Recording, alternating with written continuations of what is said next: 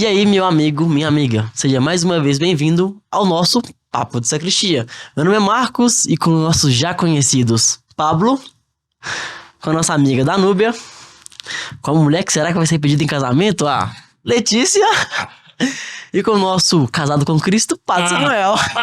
Ficou bonito isso agora, viu? Então, dando continuidade aí ao nosso último tema, uma vez o rei dos rolês aleatórios, Ronaldinho Gaúcho, junto com Wesley Safadão, declamou este poema: sonhei que tava me casando e acordei no desespero. Vida de casado é boa, só pede pra de solteiro. E aí? O que vocês acham? É uma coisa provocadora, né? É. Eu brinco, casamento é tão bom que a igreja proíbe os padres. Eu tô brincando. Casa aí é ótimo, tem uma amiga que fala isso, né? São Paulo aconselha que não case, né? Mas se casar, coloca um monte de recomendações, né? Não, mas brincadeiras à parte, eu penso que certa vez eu li um livro do Padre Taborda que fala sobre matrimônio e que ele diz assim, olha, todos nós somos devedores do amor. O amor é a grande dívida do coração humano e o matrimônio é uma das mais belas formas de pagar.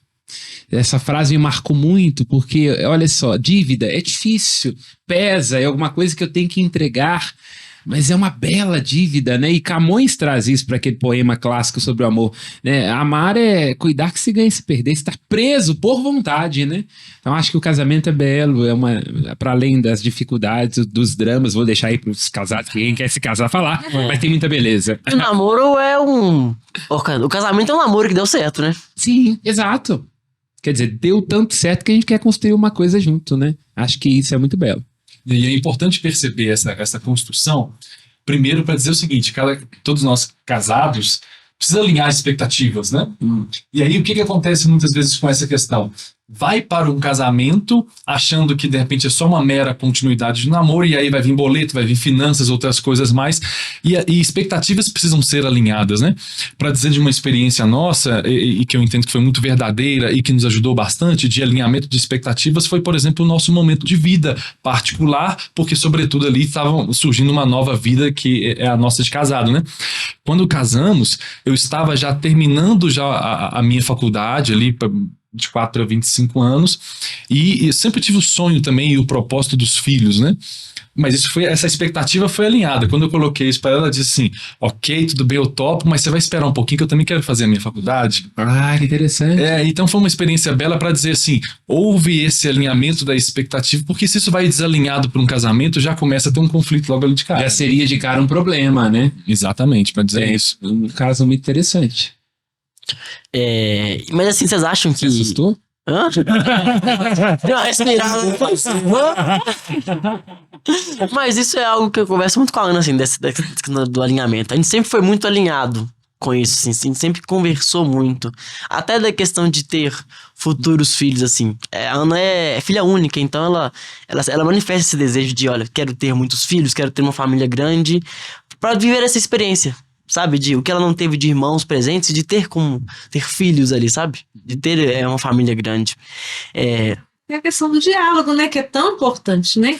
Você não fala daquilo que do que são seus sonhos, do que são suas expectativas, esperando que o outro adivinhe, né? Não vai acontecer, né? Não dá para ir para um matrimônio, né? Ali que você vai dividir a vida com o outro, sem falar daquilo que você espera, daquilo que você deseja, né? Essa questão dos filhos mesmo, né? Imagina você tem o sonho de ter filhos e o outro não. Aí depois do casamento, não, e Deixa agora? para alinhar depois do casamento. É verdade. Aquela letrinha no contrato, assim, vem rodapé, que vocês... Exatamente, É uma coisa bacana, porque você traz, Pablo, uma questão de alinhamento de expectativas. Eu acho que esse é um dos movimentos mais desafiantes para fazer, sobretudo numa geração que é a nossa, que ela é muito imatura. Porque é ter a consciência do que existe por detrás, que tem o não dito, o interdito que precisa ser dito, e isso tem que estar claro. Agora, essa clareza é difícil no relacionamento, imagino, jogando a bola para você, a pergunta difícil é sua. Quer dizer, como é que é fácil alinhar expectativas no namoro? Conta para nós aqui, que a gente gosta de fofoca. Alinhar a expectativa é totalmente diferente, né? São duas pessoas completamente diferentes, com pensamentos diferentes. eu sou do time que quero formar, quero construir minha vida profissional primeiro, para depois pensar em filhos, pensar numa vida a dois. O Anderson não, o Anderson já é aquele que quer ser pai, que já sonha com isso já desde agora. Então, a gente tem muito conflito com isso, porque o questionamento maior dele comigo é, às vezes, assim, do jeito que você fala, eu nunca vou ser pai. Eu nunca vou ter uma família, mas porque eu sou muito egoísta, às vezes, nesse quesito. Eu me vejo... Nós vamos falar sobre isso, né, no próximo encontro com relação a filhos. Aí tem que ver. Bom, no que você me falou, eu não vejo necessariamente egoísmo. Eu vejo uma preocupação de que, olha, eu preciso construir alguma coisa primeiro para depois ofertar para os meus filhos. Pode ser, tô querendo dizer, depois a gente termina aqui, a gente conversa com confissão, é outra coisa. Tá à disposição. Passa o telefone do Anderson pra ele, feijão. Cutucada lá. Exatamente, pode passar. Mas no sentido de que é preciso ter conhecimento de si, né? E evidentemente, você já falou para ele assim, olha, com a faculdade, trabalhando, eu vou poder ajudar a manter a casa e cuidar dos filhos, viu? É importante você vai jogar do bolso. Sinceramente, tudo certo. Exatamente. Você trouxe um ponto interessante que é o olhar sobre si mesmo. Quando a gente fala do olhar sobre si mesmo, atrelado a alinhamento de expectativa, por vezes o casal tende a entender que aquilo que eu estou sentindo enquanto indivíduo e aquilo que eu estou pensando e sentindo, o outro já sabe só nos meus gestos. Não sabe. E muitas vezes precisa ser dito. Coisa simples. Isso precisa ser dito, precisa ser expresso, né? Uhum. Então, às vezes, a gente vai para uma expectativa de um casamento de que o outro vai resolver todas as minhas carências. É uma coisa interessante, vai dar conta de todas as minhas problemáticas. E quando vou para um casamento, vem com todo o pacote, né? As minhas experiências individuais, as minhas experiências enquanto família, enquanto mercado, eu jogo tudo dentro do pacote. E querendo que o outro dê conta disso. E você que vai ter que resolver o que eu não estou dando conta. É isso aí. E aí, essa expectativa ela é frustrante, porque não vai acontecer. Antes, o contrário, é a junção de dois ali, que é diferente de um quebra-cabeça, né? Um quebra-cabeça tem peças distintas, mas que elas foram feitas para encaixar perfeitamente. No matrimônio não é assim. São dois indivíduos, dos quais essa junção vai ter um terceiro elemento, que é o casal. Pode ser que, porventura, você olha para o Pablo à parte, o Pablo à parte tem uma característica da Núbia à parte, ela é uma pessoa. Os dois juntos é outro, e precisa ser outro. Porque dessa união, tem uma junção aqui e você tem um terceiro elemento. Né? E para alinhar isso tudo dentro do matrimônio, as expectativas precisam ser alinhadas e alimentadas a todo instante, né? É interessante isso que você traz, no sentido, você trouxe uma coisa que eu gosto muito sempre de frisar, casamento não é para completar. Se você se casa com alguém na expectativa de que vai completar o meu passado, as minhas expectativas, aquilo que eu não pude, vai dar errado. Vai ser uma bosta. Eu te dou certeza absoluta. Casamento é sobre corresponder, é sobre poder somar, que é isso, né? E tem uma frase que é atribuída a Fernando Pessoa, que na verdade não é dele, né? Ele já tinha pseudônimo, mas é o pseudônimo do pseudônimo, que não é dele, nem de um pseudônimo dele. Olha, antes de ser dois é preciso ser um. Então, quer dizer, eu acho que essa frase ela é muito interessante, porque quem eu sou, o que eu desejo, quais são os meus traumas, as minhas qualidades, os meus receios, e em posse disso, estando em posse de mim, eu posso começar essa aventura a me ofertar para o outro. Porque como é que eu vou me dar a alguém se eu não me pertenço? Então, acho que muitas coisas estão erradas no relacionamento é porque o outro quer se resgatar no outro, quer se encontrar no outro e se dar ao outro sem ser de si. Aí não vai dar certo, vai se perder no outro, né?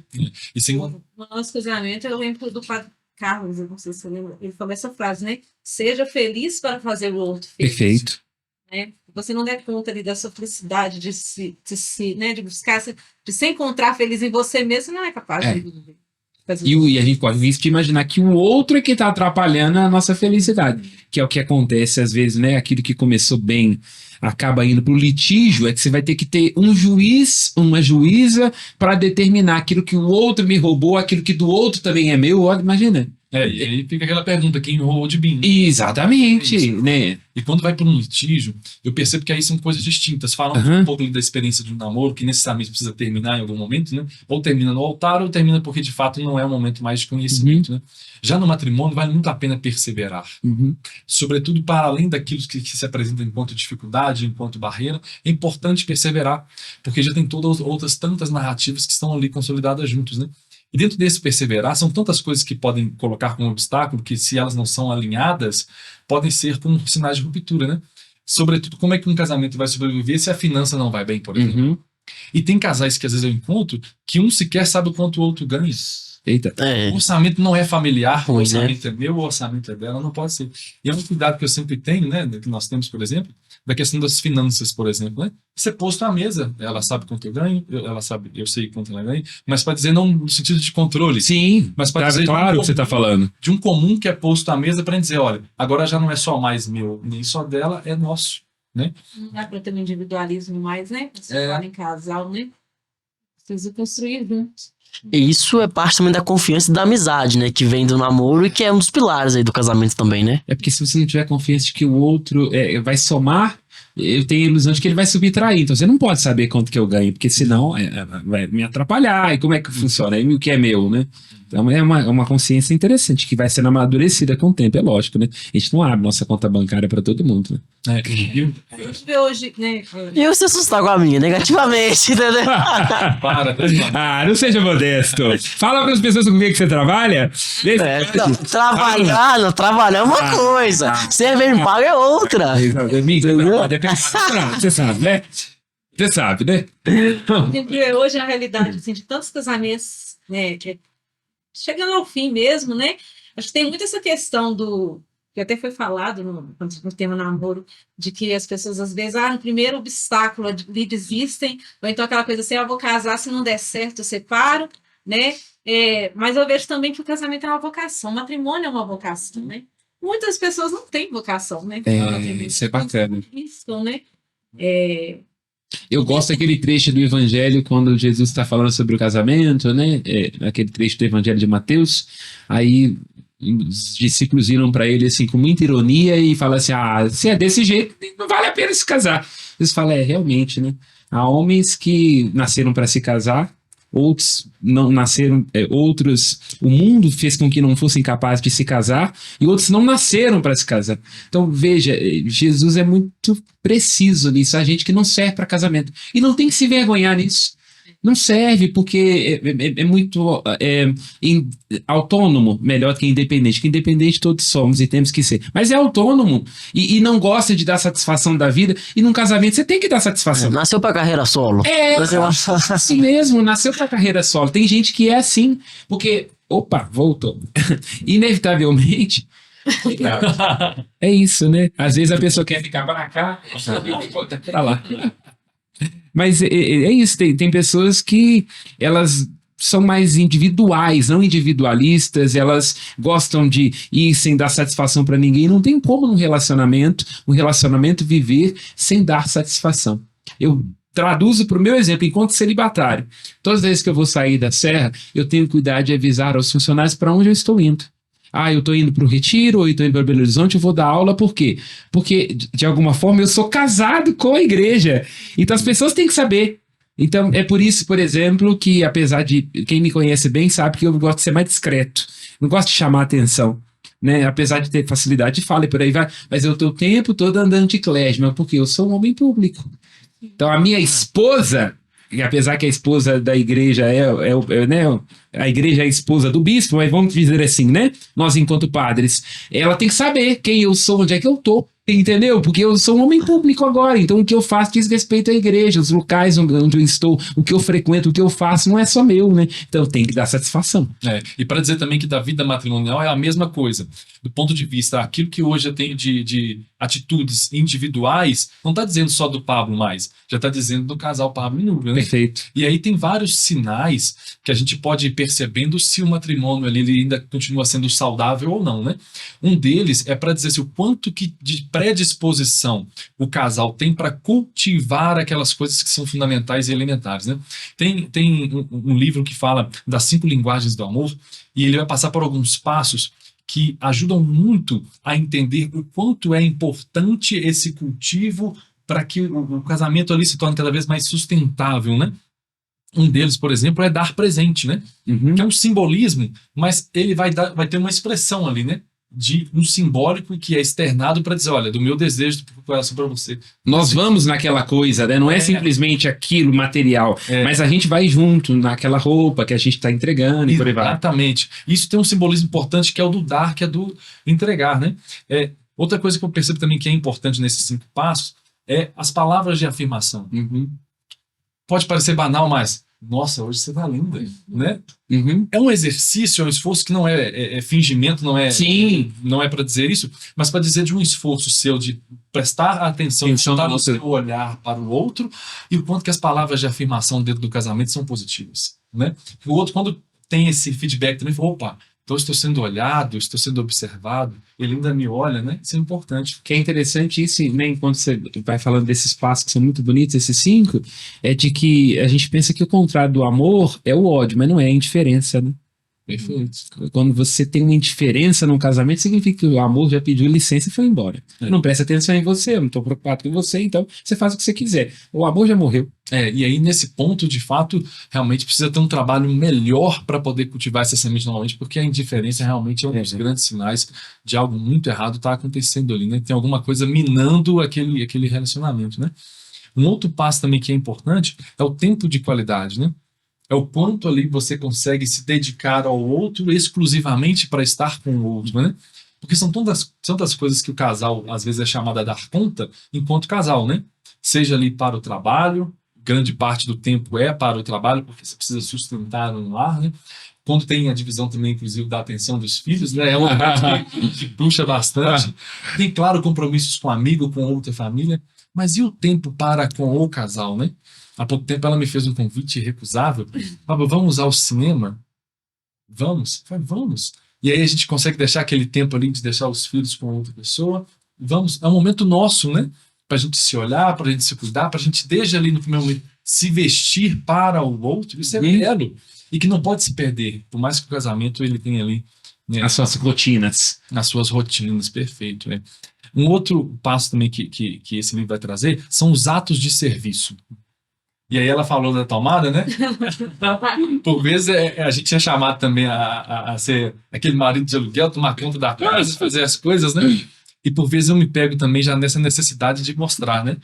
Às vezes eu vou lá executar um serviço de dentro de casa e eu não dou conta nem de esperar que ela observe e faça elogio, né? Você viu? Tá vendo que tá funcionando? Né? Um negócio com isso. Escolheu bem, minha filha. Isso aqui é uma empresa de sucesso. E o quanto faz bem pro meu ego, o quanto que faz bem pra mim quando ela fala assim, nossa, você arrasou? Muito bom. Nossa, o ego vai lá em cima. Isso faz muito bem. Sai tipo A gente que é homem tem muita necessidade disso, né?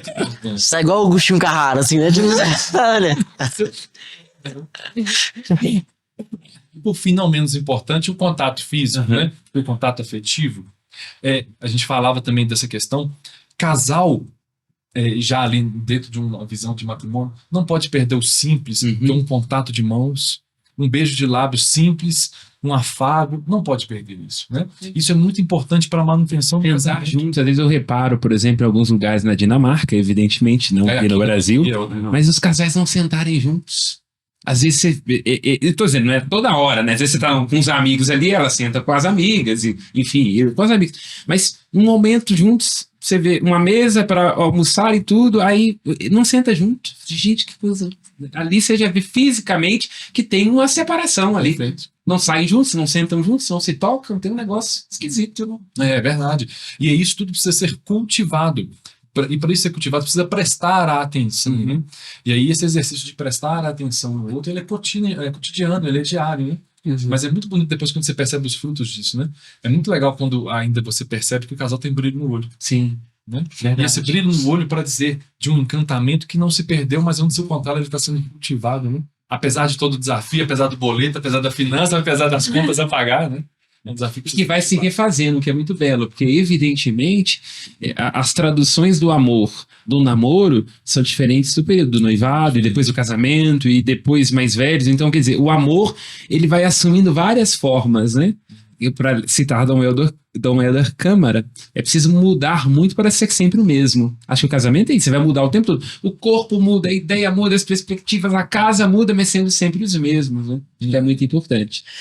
E aí, da visão de vocês, vocês já tem o quê? Quase 15 anos de casado, mais ou menos? Vocês acham ainda que o casamento tá na moda? Letícia também pretende se casar. O que vocês acham? Tá na moda ainda? Também. Eu já fui intimado, então não tem muita volta. Então tá super na moda. Tá na moda. A expectativa sou eu. Eu acredito que está na moda e eu acho que isso é um problema de estar na moda, né? Porque não deve, você não deve casar porque está na moda, né? É aquilo que a gente estava falando, você deve casar porque é a sua vocação, é o seu desejo, é aquilo que você deseja para a sua vida. E não porque o outro casou, porque todo mundo casa, porque os meus pais querem que eu case. Acho que isso tem mudado muito, né? Mas principalmente as mulheres, elas, né, tinham muito essa cultura de que só se realizava se casasse, se tivesse os filhos, né? E não pode ser uma moda. Eu acho engraçado, me chama a atenção, me permite, desculpa interromper, as fotos de noiva, aquela foto com um buquê desse tipo, vejam todas vocês! Quer dizer, é lógico, não tem... Consegui, né? Mas é um sinal muito sutil disso, que não é tanto do homem. O brinco, quando a gente entra num casamento, é muito engraçado.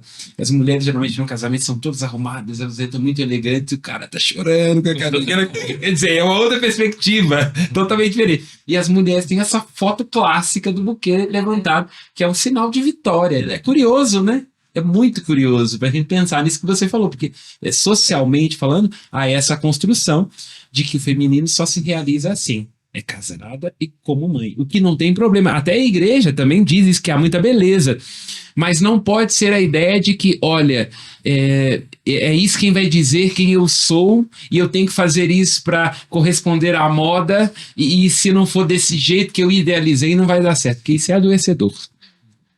Totalmente adoecedor.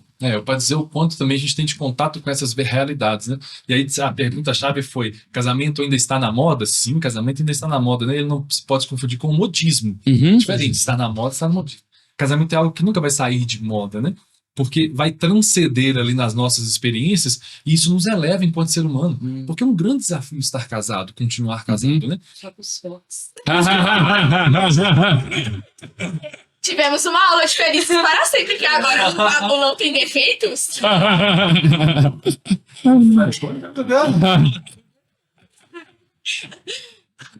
Mas é importante para dizer assim, o quanto que ela suporta isso, né?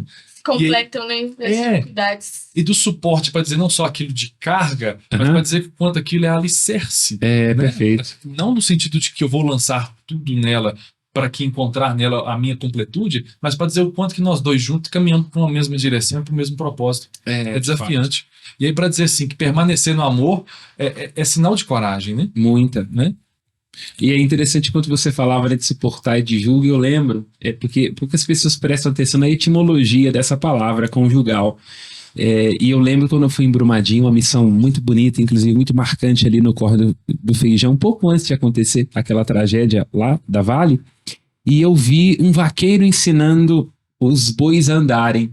E é muito interessante porque coloca aquilo que é o jugo, que é justamente aquilo, né, que prende um, e é assim, um boi puxa para um lado e leva o carro todo para cá, e o vaqueiro tem que levar o outro para o lado de lá. Eu vi a primeira vez de 2 bois aprendendo a andar, e eu fui entender o que é uma união conjugal. Seu trabalho tá falando que o marido é boi, é isso que você tá dizendo? Mas eu vou entender o bois. Enfim, não vou falar não, porque a piada pode dar problema. Mas justamente isso aí, foi para lá e foi para cá, e depois de um tempo andando na estrada, os dois harmonizaram, sintonizaram os passos, né? Então, casamento é isso. É um jugo no primeiro momento, tem um peso ali, tem que diminuir um pouquinho um passo aqui, mas os dois levam uma carga mais forte juntos, né? A partir dessa união conjugal, né? Foi uma das experiências, assim, muito concretas e muito marcantes que eu tive na minha vida que ajudaram a traduzir isso, né? E tem algumas vertentes que vão ajudar a sustentar isso. Para além do amor, para além do propósito, e isso para mim é uma palavra que é chave no matrimônio, propósito. A gente precisa estar muito alinhado ao propósito, saber claramente onde quer chegar e por que estamos percorrendo esse caminho, né?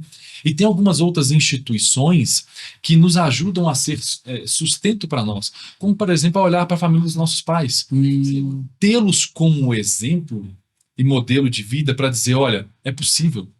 Né? Hoje, por exemplo, vale a pena. Eu hoje, tenho, graças a Deus, meus pais ainda são vivos, ainda são casados, então olho para a experiência deles de ver se o quanto que eles conseguiram se evoluir caminharam junto e o quanto que eu olho para eles e falo, olha, faz sentido.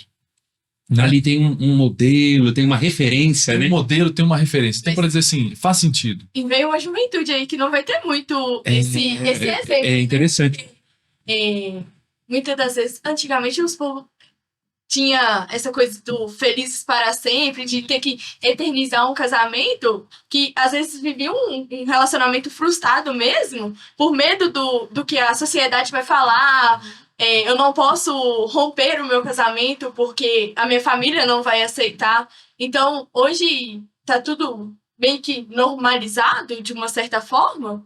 Então, muitos jovens que estão vindo agora não vão ter esse espelho de um casamento bem sucedido, né? Que deu certo. E o que eu acho também, me permita aqui trazer uma questão que ela tem a sua polêmica, mas eu vejo muitas pessoas falando sobretudo assim, mas tem muita gente que está querendo destruir a família e por aí vai. Aí eu não tenho dúvida de que há estratégias políticas, ideológicas, enfim, né? Mas uma coisa me chama a atenção. Por que a juventude atualmente ela aceita tão fácil essa ideia de que casar não vale a pena, de que não faz diferença, que casamento é sofrimento, é para oprimir a mulher? Porque houve muitos casos ao longo da história onde isso se concretizou.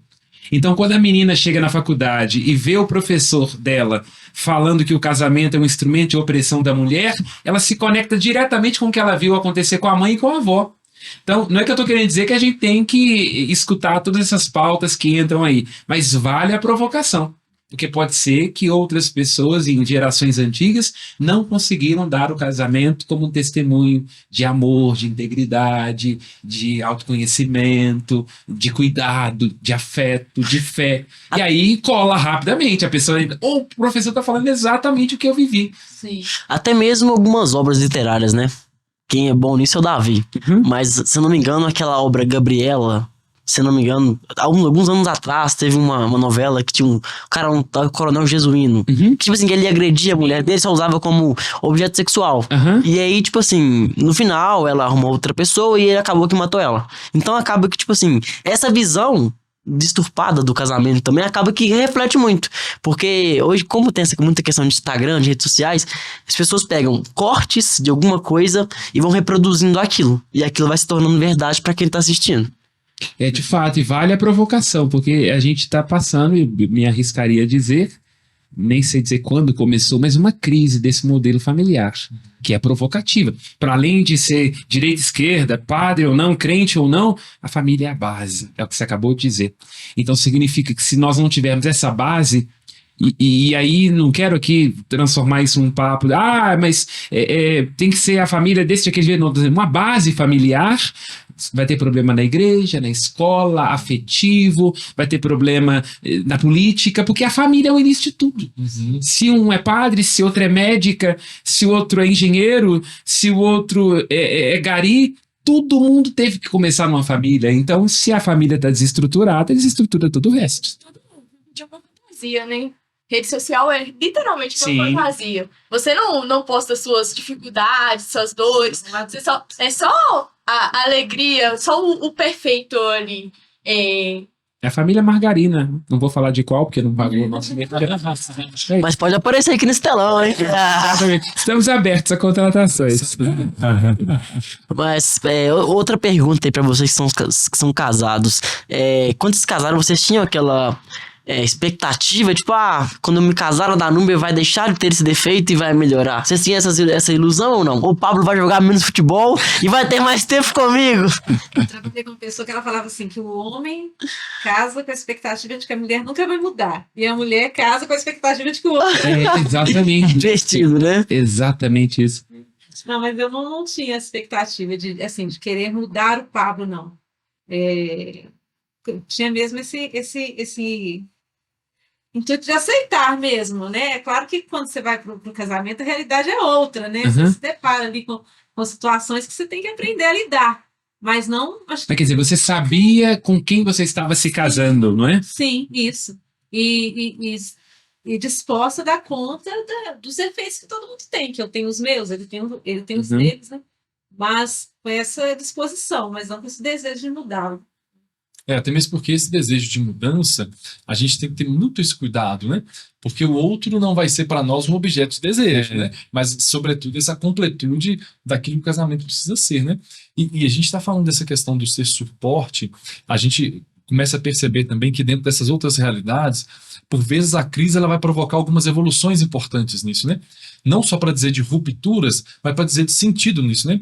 Se a gente dá um passo atrás na história, vários casamentos, inclusive, aquela questão de casamentos arranjados, com propósitos ali, hoje não. Hoje a pessoa, quando ela vai para um casamento, ela tem totalmente uma oportunidade de entender quem é o outro, né? Ainda que ela faça esse caminho. Outras instituições também ajudam nesse passo de evolução, né? Quantos matrimônios, por vezes, não foram ali sufocados ou até mesmo camuflados por agressões físicas, por violências veladas, que hoje aquele grande jargão, né? Briga de marido e mulher, não se mete a colher. Graças a Deus está mudando.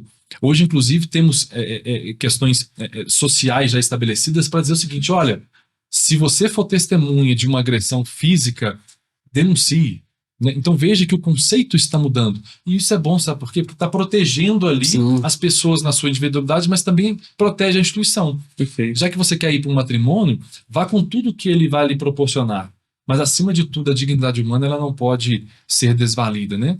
Então, assim, ao passo que também quando a gente percebe que um matrimônio é bem vivido, a dignidade humana ela é elevada. É interessante isso. Não é? Quando a gente consegue superar ali o ódio, o rancor e outras coisas mais que podem estar ali minando, a dignidade humana ela é elevada. Para além do romantismo, você estar com uma pessoa, ser pai, ser mãe, te eleva. Um caso para mim que é muito claro, eu vejo isso acontecendo o tempo todo, sobretudo porque agora alguns da minha geração começam a ser pais. Como é que o homem muda com a paternidade? É um negócio que no primeiro momento acho que deve dar medo. Conta pra nós. Como é que vai ser esse negócio aqui? Eu vou dar conta, não vou. Mas a mudança. O cara, por exemplo, estrada Sabará, Belo Horizonte a 110 por hora. Não, eu tenho filha agora, eu não posso fazer isso. É impressionante a mudança que ocorre. É verdade. E todo esse processo... Que eleva a dignidade. Né? Exatamente, vai elevar a dignidade ali do casal, né? E esse passo é importante quando eu estou predisposto a ele. Porque tem pessoas que vão passar o tempo cronológico, mas está num processo de evolução mental muito arcaico. Né? Então, quando eu me disponho a evoluir junto, o matrimônio é um momento de elevação, né? desse passo. Porque já não são mais dois, é um só que caminha por uma direção constante, né? E aí a questão de falar dos filhos, né? A Laura, que é a nossa filha mais velha, quando ela chega, eu atinjo 30 anos, cronologicamente falando, e ela vem para o nosso convívio, né? Você demarcou bem esse 30, né? Porque isso foi uma ruptura, né? Foi um momento de dar um passo além. Você falou aí da questão do cuidado com o carro, coisas que já eram do meu contato e de minha responsabilidade que eu não dava conta. E que passei agora a ter um alerta maior. E isso mostra de uma maturidade, de uma evolução. E o relacionamento, não tenho dúvida nenhuma, que proporciona isso, porque a nossa tendência, sobretudo na juventude e na adolescência, é nos individualizarmos, que é importante. A adolescência é um período muito bacana, onde você demarca muito bem que você quer ser alguém que tem as suas autonomias e as suas independências. E o relacionamento é uma redescoberta dessa conexão com o dois, com o múltiplo, com a família dela, que tem um cunhado que eu não gosto tanto assim, mas enfim, vem no combo. E aí dignifica. Porque o que o período da adolescência tem de belo, querer para fora, ele também tem ruim de querer destruir, aí eu por mim mesmo, e ninguém tem nada a ver com isso. Agora o casamento vai recordar, não, né? Outras pessoas têm a ver. O que você faz afeta a outra pessoa. Presta atenção no que você está fazendo, não é do jeito que você quer. Então é belo, enobrece, né? Agora, pra gente finalizar então, qual que vocês acham que é o papel do matrimônio como vida cristã, como formação de vida cristã? Começa perguntando pra quem vai ficar. Ela olhou pra cá. Eu não vou falar desse assunto porque eu não tenho lugar de fala. Inclusive, eu gostaria de te elogiar, que até agora você não falou mal da sogra. Em 2 programas! É um avanço! É um avanço! É minha piadas que eu não posso fazer, né? É importante. Mas eu não falo mal de sogra. Eu teço comentários a partir de realidades muito concretas. Porque eu escuto o seu genro. Não, tá aí uma coisa que eu não consigo entender porque o pessoal fala mal de sogra. A minha é ótimo. Um beijo pra ela. Não, experiências muito bacanas, é lógico. Agora, tende a ser um lugar de conflito. Em boa parte das vezes, por exemplo, sobretudo na relação da sogra com a nora. Acho que a sogra com o genro, às vezes dá certo, porque ela acaba acolhendo. Agora, qualquer semelhança, não tem nada, não estou falando da vida de ninguém, mas o cara casou, aí foi morar no mesmo terreno. A mãe não dá conta de que agora tem uma outra disputando. O menininho que é o queridinho dela. A maioria das vezes é esse que eu... Depois vocês me contam. Pesquisa um amigo aí, uma história, pra ver se não é assim. Mora todo mundo junto, aí a sogra, meu filho, olha pra você ver o que eu sei fazer que a outra não sabe fazer. Daniel, depois você corta se for preciso. Mas, falando o que você colocou, há uma demarcação muito clara, né? Um casamento cristão é um matrimônio. Portanto, ele é um sinal sagrado. Quer dizer, o amor, o afeto, tudo aquilo que existe mais humano, o companheirismo, ele se torna um sinal sagrado. E a beleza do sacramento é isso, quer dizer, é para você olhar para aquilo e se reportar diretamente ao divino. Essa é a grande vocação de um matrimônio cristão. Você olha ali tudo, tá? Eu estou dizendo de tudo. O afeto, a sexualidade do casal, os filhos, os conflitos. Olhar para aquilo ali e ver um sinal de Cristo com a igreja. Ainda que seja a cruz. É o Calvário. Mas você tem que se comunicar com o que é sagrado, o que é divino, né? Essa é a grande vocação de um matrimônio cristão. E sobretudo quando a gente pensa nessa vocação, é importante aquilo que a gente falou logo no início, né? Ter essa predisposição para e estar disposto a vivenciar isso o tempo todo enquanto desafio, né? A missão do Cristo ela é muito clara para todos nós. Ela não é uma missão bela, simples e fácil, onde a gente já está com a vitória conquistada ali. Antes, o contrário. Quando a gente fala de Calvário, de cruz, de dor, é para dizer que é um caminho o tempo todo que vai nos lapidar. E aí, então, a gente precisa estar predisposto para isso. Então, o matrimônio, pensando enquanto vocação do cristianismo, tem tudo a ver. Ele é um caminho que vai levar para o céu. Quando a gente está predisposto a vivenciar tudo aquilo que ele vai trazer, de desafio, de oportunidade, mas também do superar-se dia após dia. Isso tem tudo a ver com o cristianismo, porque vai nos remeter aonde a gente quer chegar. É um processo de evolução contínua ali que a gente vai chegar à luz do Cristo. E é interessante o que você fala, Pablo, que me lembra uma frase de São João Bosco, que ele fala com relação aos padres. Mas eu traduzo parafraseando com relação ao casamento, que ele fala para os padres, mas se aplica. Ninguém vai para o céu ou para o inferno sozinho. Acho que o casamento é muito isso. Ele fala para os padres tomarem cuidado com o seu zelo pastoral, porque ele fala, um padre não vai para o céu ou para o inferno sozinho. Ou ele leva a paróquia para o céu ou para o inferno. O casamento é a mesma coisa. Exatamente. E aí, quando é a predisposição dos dois, esse caminho ele é belo e ele é contínuo. Porque um não vai à frente do outro. Não é um puxando o outro, um que vai à frente e puxa o outro como se fosse algo obrigatório. Não. Mas quando está ao lado, e aí o lado tem esse sentido de completude, um é apoio para o outro, um é suporte desse sentido de dar essa plenitude, né? E eu gosto muito de uma frase também para dizer que família, aí pensando no matrimônio enquanto isso, é porto seguro. E aí, porto seguro, pensando no conceito de duas frentes. Pensando que é porto, lugar de apoio para se chegar e se apoiar, e seguro em duas frentes. Para dizer que é segurança, mas para dizer também que te segura no sentido de que evita que você faça um monte de bobagem por ele. Então, o matrimônio também tem esse sentido muito bonito, né? O outro ali, enquanto vai caminhando junto com você para te levar a um lugar, mas também ele te segura, no sentido de te evitar muitos males que podem te vir a ocasionar. Como, por exemplo, um exemplo, um homem que não se casa, não todos, entendendo a vocação de cada um. E eu sou celibatário, que por isso não é a todos. Mas um homem que não se casa tende a viver eternamente como Peter Pan. Porque não tem responsabilidade, eu não tenho motivação, eu não tenho que dar satisfação do que eu faço. É um grande jovenzinho. É o tempo todo à procura de si, das próprias frustrações. É justamente o que você falou. Uma mulher tende a colocar um cara pra cima. Fala, opa, pera um pouquinho, vem pra cá, desse jeito, cuidado com isso aqui, né? Então, isso é bíblico também, né? A mulher sábia, ela é dificular. Exatamente. Né? Então, para dizer assim, o quanto que dentro dessa influência a gente caminha por um processo de evolução constante, e o matrimônio ele tem tudo a ver com essa vocação cristã. Faz muito sentido, vale muito a pena. Bom. Amém? Amém. Você gostou do nosso bate-papo? Curta, comente, compartilhe.